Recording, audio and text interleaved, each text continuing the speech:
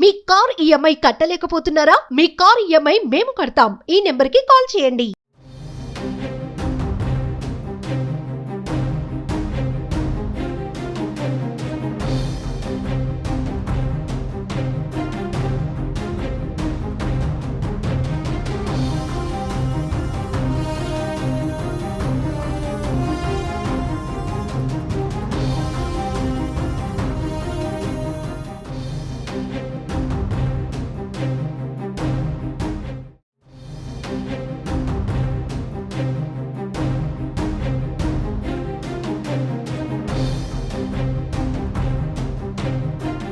ప్రముఖ వివాదాస్పద సినీ దర్శకుడు రామ్ గోపాల్ వర్మను పోలీసులు అరెస్టు చేసే అవకాశం కనిపిస్తోంది. ఏపీ ఎన్నికలకు ముందు ఆర్జీవీ తీసిన వ్యూహం సినిమా విడుదల సమయంలో అప్పటి ప్రతిపక్ష నేత చంద్రబాబు నాయుడు, జనసేన అధ్యక్షుడు పవన్ కళ్యాణ్లపైన అనుచిత పోస్టులు పెట్టారు.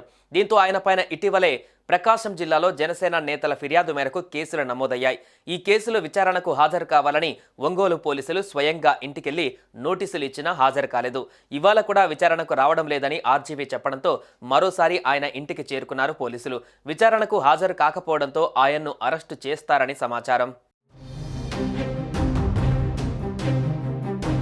ఈ నెల 19న విచారణకి హాజరు కాకుండా డైరెక్టర్ రామ్ గోపాల్ వర్మ వారం రోజులు గడువు కోరడంతో ఆయన విజ్ఞప్తి మేరకు ఇవాళ హాజరు కావాలని 20వ తేదీన పోలీసులు మరోసారి నోటీసులు ఇచ్చారు.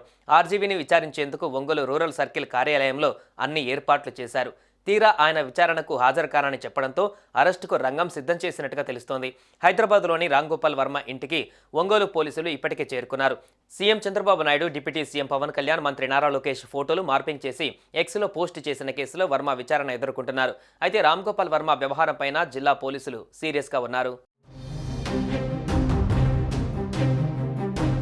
మరోవైపు వ్యూహం సినిమా ప్రమోషన్ల సమయంలో నారా చంద్రబాబు నాయుడు, నారా లోకేష్ బ్రాహ్మణి వ్యక్తిత్వాన్ని కించపరిచేలా వర్మ పోస్టు చేశారని అభియోగాలు ఉన్నాయి.